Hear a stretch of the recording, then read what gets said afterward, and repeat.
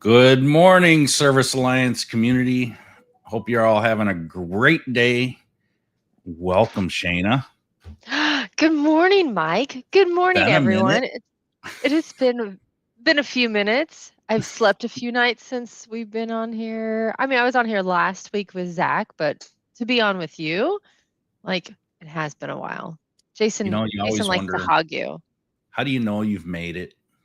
This is how you know you've made it. You get to get Oh, on with the wonderful Barbie lover, Shayna. oh, I thought you was gonna say with you. Okay. Now I know I've made it. Well, I am feeling very unfestive now that I see your background. Don't be fooled. Don't be fooled. So I'll explain. We are doing a desk decorating contest. And so most of the desks have a theme like gingerbread and Whoville and Grinch and the Griswold. And last Thursday, it was supposed to be done by yesterday. Last Thursday, I was walking through the house and I was telling my floor manager, I'm like, all I have down is wrapping paper. Like, what am I supposed to do? And then it dawned on me that I actually never put up my holiday Barbie dolls last year. They're still out on the shelves. So I brought them in and they are literally stacked from floor to ceiling. Every single holiday Barbie doll is in here. But so that you're not fooled, like I did actually do a Christmas tree in my house. So I do have something, but I did it Sunday. So I that's the haven't only even thing put mine up yet. that's the only thing that's gonna get done. Just Yeah. so. How many holiday Barbies do you have behind you? So it actually started in 1988. So she's original, sorry. So I have every single one. Now they've changed names, they've changed things up a few. So for instance, over 1999 and 2000, they didn't do the holiday Barbie doll anymore. They did some like millennial and celebration. So there was three in that 2 year time frame instead of just one, one each year. And then the only other one is in 2016, each of their dolls, typically they have a white doll and a black doll, and typically they wear the same dress. They put a different dress on each of them, so I couldn't just get one. There you go. So And I'm sure all of our target audience and listeners are just so excited to hear all this they Barbie should be. They should be. information. They should be. You never know. If There could you there need could to be really some truly, some people out there that really are into it, like you. yeah. And if you get a relative that dies and you're trying to figure out Barbies, just contact me. There you go. Now you know. Now you know. That's why I'm always saying that, I'm a Barbie girl, so, like, because I really am. Yes. You remind me of my aunt. I had this aunt. She's long past now, but her entire house when you walked in was nothing but all of these elaborate, expensive dolls of all kinds. Like, I mean, any kind of doll. She collected dolls, and every room in her house was nothing but dolls. It was like she was a doll hoarder because so many people just gifted her dolls every year for her birthday and, Christmas. And I remember going in there as a kid, thinking, oh, this is kind of neat. But after a while, it just got kind of creepy.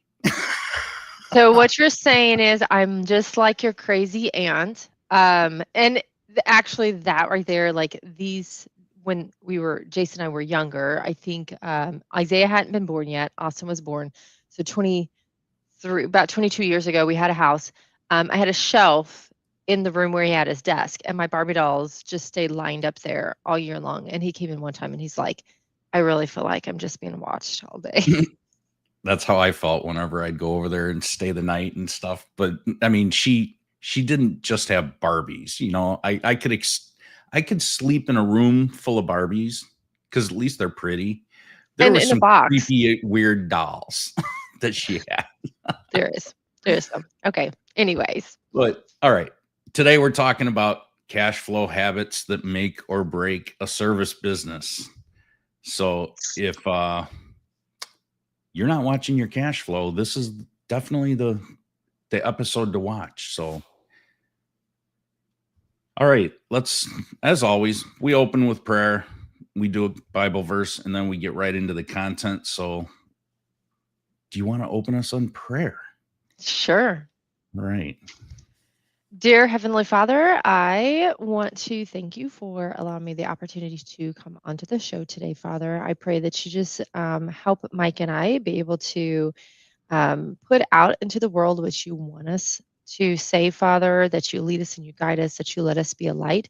And then, as any of the listeners, Father, that they also share that light amongst the people with that they come in contact with, Father. Lead them and guide them, direct them in not only in their personal lives, but also in their business life. Let them be able to understand how to be the business owner that you have called them to be. I give you the praise and the glory in the name of Jesus. Amen. Amen. I love listening to you pray. I You always have great prayers. well, I always lean towards the thankfulness. I'm like, I don't know. I've always done that. So, Yeah, you have to. All right, today's verse is Ecclesiastes 7:12, and it says, "Wisdom is a shelter as money is a shelter, but the advantage of knowledge is this: wisdom preserves those who have it." mm, And I love that verse, especially the second part. Wisdom preserves those who have it.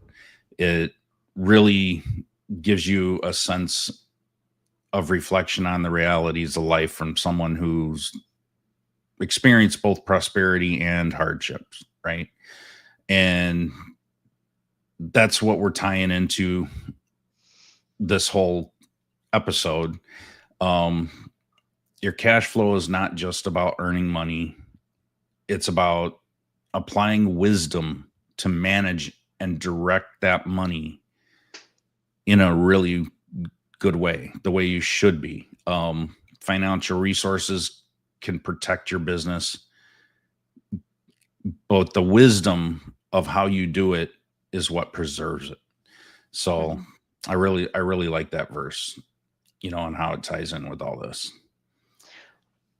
I So think a good example, like before we get started on that, is you look at and you hear stories about people who win lottery. And although they got the money, they didn't have the wisdom to hold on to it. And so many of those lottery winners, even if they win multi-million dollars, within no time are broke again and living the same exact life they lived before. So don't just ask for money, ask for the wisdom because with yeah. wisdom comes longevity. So, What's the verse? I forgot the verse, but the one that talks about if you can't be trusted with little, you can't be trusted with God won't trust you with much. yeah. So, you know, you just have more of what you're not managing to begin with. So if you don't learn how to manage your money and don't learn how to manage your business, why would you be able to manage more of that as a whole? Yeah. So that's why we do these. That's why we come to you every single week, multiple times a week, to actually walk you through this. So, why does cash flow habits matter? How are how much, Shayna, as a business owner, cash flow really matters, but how much have you grown over the years? You've owned your business many, many years, and I'm sure you've made a lot of mistakes, just like I have, and What? had to learn a lot on how to manage your cash flow, right? But how did you get into finding a groove and building actual habits that kind of help set you up? Well, I mean, part of it is actually truly knowing um, your numbers and having consistency with it. And you gotta be like, even when you get in that groove, like things can happen. We had something that happened last year that really truly set us back and took us backwards. And were we fully prepared for what happened? Absolutely not. And so it's once again, it's another lesson learned. Just constantly learning these stinking lessons. When do the lessons stop? Um, But, it's really truly about knowing the numbers. I know with, I don't know what you guys discussed last week, but, Zach and I talked about KPIs and really truly knowing those, and that's a huge thing about knowing the cash flow. Looking in your bank account, seeing that there's cash in there doesn't mean that you understand your numbers and that your numbers are good. So, Yeah, you can't run your business by looking at your bank account and thinking that that's the way. Oh, I got money in there, I must be doing good. yeah, That's, you should be looking at your bank account saying, "Oh, I've got money in there. What I've been doing is working." And that's how you got to look at it. So I or the even used to be opposite. I used to be one of those people. Yeah, I used to be one of those people that ran my business by looking at the bank account. Now I look at that bank account as a way to validate, okay, I'm on track. It is growing at the rates that it should be growing. So financial habits, I can tell you, oh my God, stress. Talk about stress when you're not following any financial habits. Getting into the habit of doing things definitely going to reduce that emotional decision making and stress. Being consistent and being consistent in managing your money is going to create long term stability. Um, Yep. I've lived this, and I've been on both sides of it. I've been in business 21 years with this business, and I've had other businesses that I didn't operate the way I should have, and it took me a long time to figure it out and learn it. But now I can be more predictable. I can lead my team and I can lead my business and have operational stability to do what I need to do for my clients. Um, and now I'm able to actually give to charities. I'm able to give some, that money away and Hmm. set all that aside and be okay. Yeah. And like you said, when the crap hits the fan and you got a lesson to learn, you know, um, that you weren't expecting. I like the way you put that. The lesson. It's like, okay, we call it a lesson when it's our fault and we had to learn from it. You know, we could have covered our butts a little bit better at some point, right? Yeah. So if you don't have cash set aside to sustain you through an issue like that, then oh my gosh, you're going to be really stressed out. And that is not a good thing. Nope. So today we got 5 cash flow habits that make or break your service business that we're going to go through. So I'll start with the first one, paying yourself a real owner's salary, not just what's left over. Um, I follow the profit first principle. If you haven't read Profit First by Mike Michalowicz, go read that book. Go listen to it on Audible. It's a really, really good book, and it will help you kind of get on that right path and basically show you how you can break that money up into different reserves and have that money set aside for the rainy day or when you have the crap hit the fan or you just need that money set aside so you could give to charities or help other people when needed, help your employees, whatever it may be. So I wanna jump in on that one though. go ahead.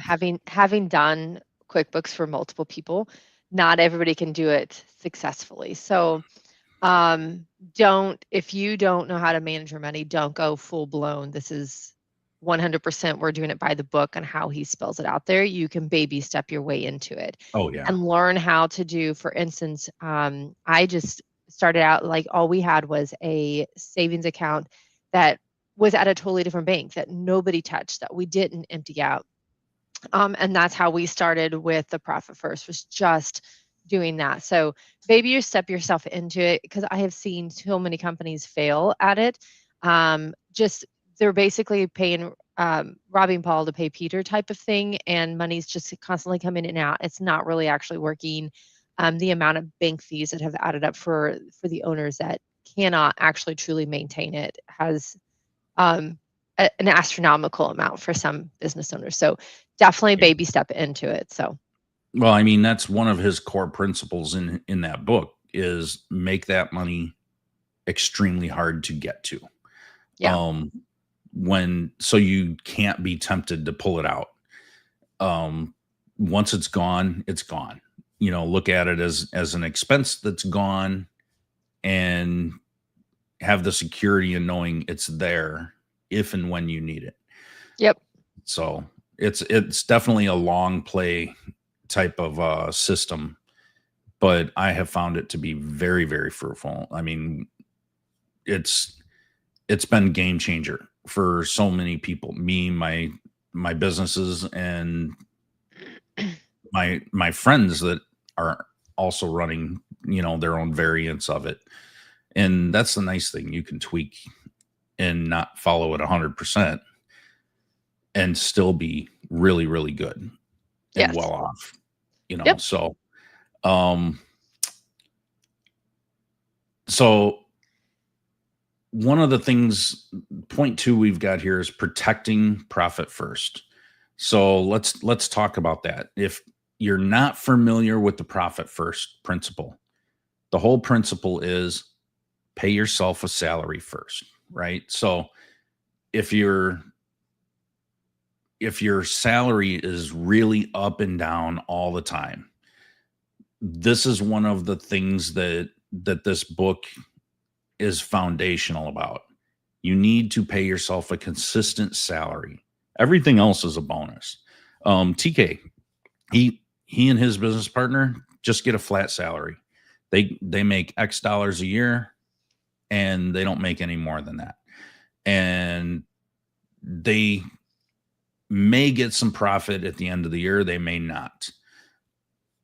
It all depends on what they're doing and what they're using their money for as far as growth in their business throughout the year, right?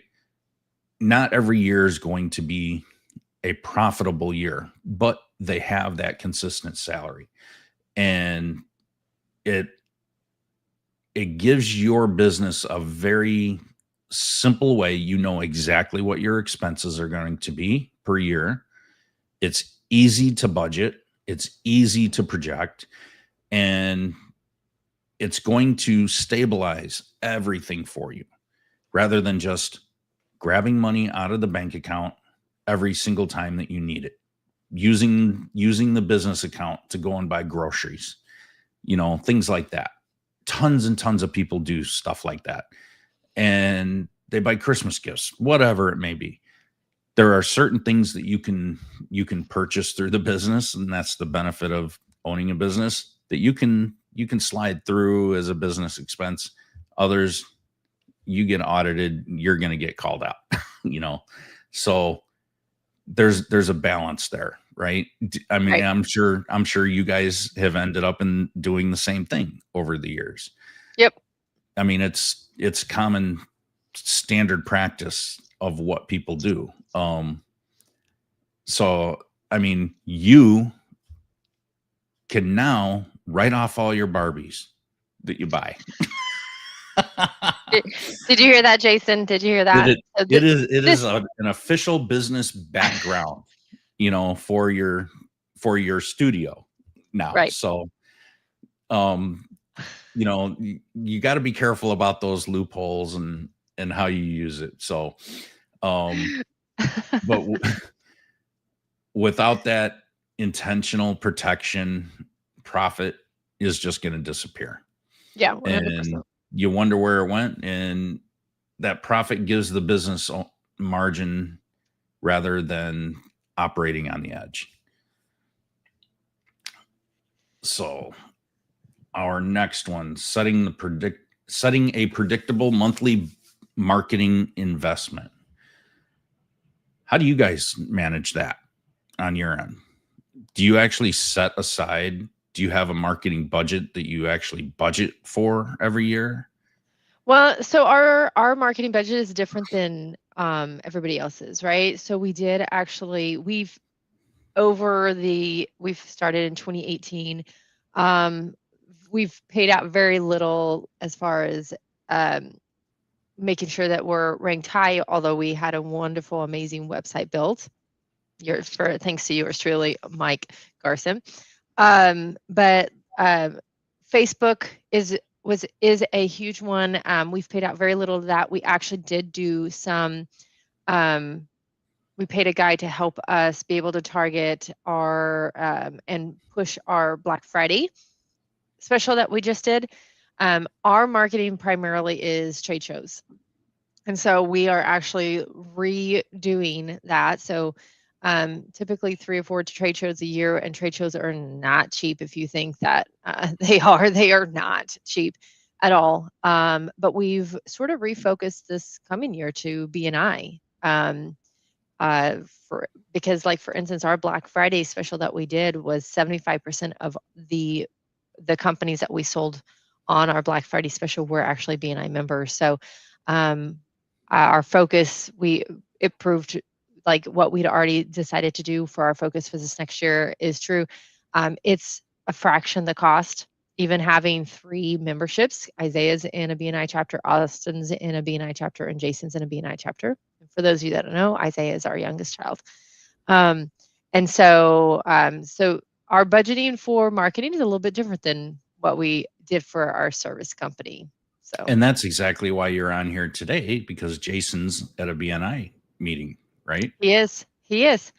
Yep. So with this, like, everything that we have been doing is very intentional. Jason, Austin, and Isaiah are all in BNI. I have not been in BNI since I was in it for our service detectives, our electrical company. And they decided to bend the rules and allow me to be a director. So now Jason and I are becoming directors, and Jason and Austin are going to become ambassadors. So not only if we go visit a chapter are we just visiting for just because, now we are visiting because we actually have more pull and more leverage because of the leadership roles that we're in. So it's pretty cool. We're really excited about this coming year and what we're looking at doing as far as changing up things. Yeah, that's great, because a lot of people think that marketing is, when they mention a marketing budget, they think it's just online. Yeah. But it could be, I mean, it's all of marketing, like Yeah. everything that you do for Yeah. marketing. Saturday I We just did a webinar, and we went over all this stuff and how much Yep. you should allocate to online marketing versus, offline, and even repeat business. Your existing customers, you need to actually spend marketing for your repeat customers, Yeah. to stay in front of their face. Yep. Well, we also did a lot of in your face activities. So we did a lot of parades, which means that we would spend $200 to $300 in candy, or $100 if you go to the wholesaler and got the really all those amazing flavors of Tootsie Rolls. You could spend $100 and get 3 times the candy. It's amazing. But anyways, so trade shows, we used to have one home show every year in our area, and we did do that one.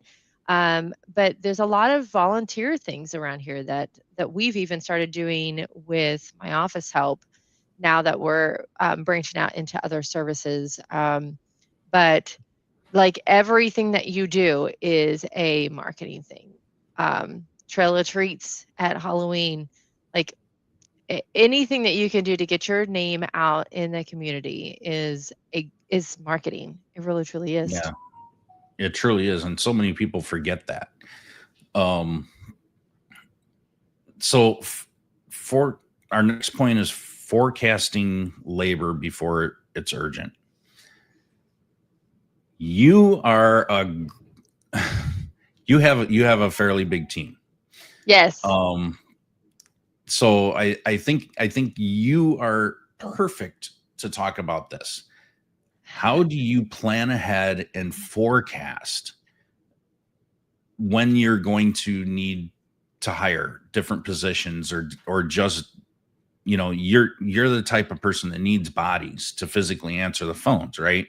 Yep. So a lot of people say, oh, I need to add more trucks, that's going to make me more money. But how do you forecast how much that's going to cost, how much that person, the benefits, like Yeah. the equipment that they're going to need? In your case, Yeah. they're going to need a computer, they're going to need a headset, they're going to need all this stuff. You're going to have to deal with, phone lines, and Yeah. and maybe some additional infrastructure. So how are you handling forecasting that in your business?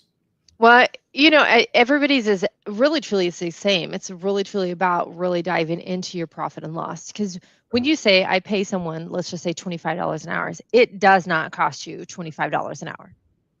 Mm-mm. It costs you upwards of 50, 75, depends on what kind of expenses you have. Things like overhead also needs to be counted in. Thankfully, as you build your team, the overhead sort of goes down per person if you're keeping the same kind of overhead. You're talking about like rent on a building or mortgage on a building, the electricity, you're going to use the same amount of electricity, right? With us, we can train a little bit faster than we could with technicians. So right now, I'm not hiring. We're going into winter.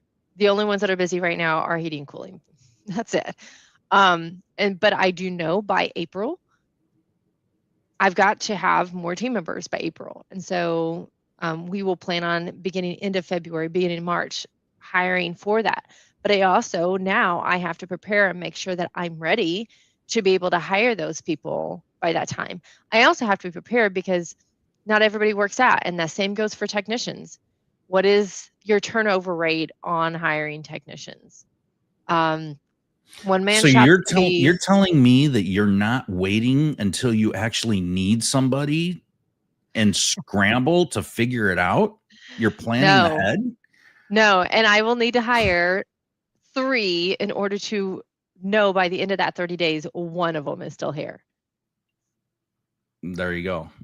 So technicians are the same exact way. I've had, and it's harder for one man shops because you're going to rely on this one person, right?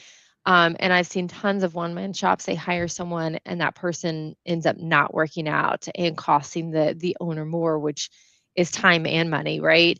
Um, at, at least here, we've learned really early on as soon as we see a red flag, like we're gone. We've learned the red flags, and we've learned that we can't just be like, okay, it's only one red flag, it's only two red flags. We're gonna give them one more chance. No, like the last guy, the moment he threw, we were teetering. He's maybe a B player. I don't know if he'll ever be an A player, but as soon as that red flag came out, we're like, you can go now. Like Yeah. we don't need you here. Um, Slow to hire, fast to fire. Yeah. Yep, That's a and that principle I had to learn a long time yep, ago. but, so there's a lot that goes into your forecasting of your labor. Like, right now, you may need to hire now in order to get them ready for the summer season, um, and that is going to come out of your pocket because you may not have the call volume right now to support another income, and so you've really gotta think about those things, the training during the slow time, in order to get them ready for the busy time. And then, like last year, at least for most of our companies, usually around the beginning of April, the phones start blowing up, they start getting higher. And most of our companies didn't see that until mid May, later in May. And so there's all those things that you've really got to really truly look at, where you've been in the past. I used to with service detectives, I made a spreadsheet of our revenue by month, and I tracked it for years because I mean we've been in business for years, right? So I tracked it for years, and I was able to pinpoint where 17% of our revenue for the year came from this month, but only 2% of our revenue came from this month, and it was almost consistent across the board. So even knowing down to the penny of those types of things will help when you're trying to forecast when you're going to need labor and how you're going to pay for that labor. Exactly. I mean, it all works out over the averages for your yearly budget, but without knowing those peaks and valleys throughout the year, Yeah.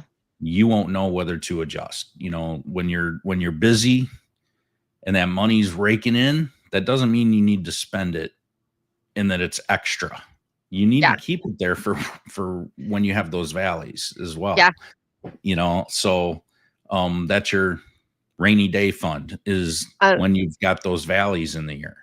and not every valley is just, I'm going to go in the valley and come back up. Like there are things like last year for us, it was hit after hit after hit after hit. Like it was just a year. And it's Mhm. taken most of this year for us to truly start catching back up. So you just gotta there's all these things you have to prepare for. You've got to be ready for, and still, no matter what, give God thanks in all things. Right. One of my slides in this weekend, or last weekend in my webinar was, I forgot who it was, maybe Jimmy Dean, um, said, I can't, I have no control over the direction of the wind, but I can always adjust my sails to reach my destination. If you know where you're headed and what your goals are, you can it doesn't matter if the wind changes, you can always adjust your sails. But you need to know how to adjust your sails, and you need to be Yep. prepared to adjust your sails, right? Yeah, So I thought that was a wonderful quote. I agree. So That's a good one. separating taxes, profit, and reserves. Going back to profit first, that's a huge thing. Um, Making sure that you have different buckets to where you separate your taxes. You're setting that aside, you're setting your Yeah. profit aside, and you're setting reserves aside. And those reserves are what we're actually talking about now. So the way you can segregate and put 10% into reserves and 20% into profit or taxes and whatever into profit, um if you're paying yourself a consistent salary, you can still put 1% into profit, and then you get paid 1% of all the money that comes in as your profit, bonus over and above. So you can work it out that way. And if you're not making enough money, this is using profit first is a good way to truly show you where you're lacking in your business Hmm. financially. And it forces you to figure it out, right? That's how it worked for me. It forced me to say, you know what, I am not going to have enough money left over for profit. I am not going to have enough money left over to give away, and have some charitable causes that I can support. And it really helped me align my business into shifting and adjusting my sales, basically, um, to be able to do that. So I highly, highly suggest you get into those types of habits. And a lot of what we're talking about today is all habits. So the cash flow habits and cash flow killers. You just talked about KPIs. Jason and I have been talking about KPIs forever, it seems, because it's so foundational. What are certain KPIs that you guys might use in yours, or that you see you're doing accounting for other home service businesses? What KPIs are people tracking in, are you seeing being tracked Hmm. on the financial end? So one huge one is the labor, which we've hit on. Um, and I'm talking about direct labor, not owner's labor, but the direct labor. Now, if you're out in the field, is a different story. So, like Jason was I don't remember the exact what I did, but let's say he was 60% in the field and 40% in the office. I accounted 60% of his labor to direct labor. The same goes for here. My team out there are direct labor. I'm not direct labor. So knowing what your direct labor is, and for service companies, what's your material um, KPI? Like where are you sitting at with that? Because there are actual percentages that you should stay within, for certain boundaries that you should stay within. And if you're over that, then you need to think about that. For the longest time, our direct labor here, after what happened last year, was way too high. And so we had to come up with ways to try to bring that down for sure. Um, I mean, your profit at the bottom is another percentage to track as far as other KPIs for us, and you can use this for any of your CSRs. What is their booking percentage? And that's any bookable call. How many of the bookable calls did they actually book? We also track average time on the phone because a team member, I have one right now that was almost 6 minutes per call last week, when the average time for us should be around 2.5 to 3 minutes. And so that actually shows us training aspects. Same goes for technicians. How long are they in the home? That's a good KPI to track. What is their conversion rate? What is their return rate versus on spot repairs? What is their failure rate? So some good KPIs to actually look at to know whether, because every single one of those things can affect your cash flow. Absolutely. I especially the return rate and the callback rate, those kill your business. A home Yeah. service company just it crushes you. And I even met with a business owner and he says, you know, I was like, what's your first time complete rate? And he says, oh, I'd say it's about 20%. And I'm like, what? Like, you are hurting, man. Like, you got to figure that out.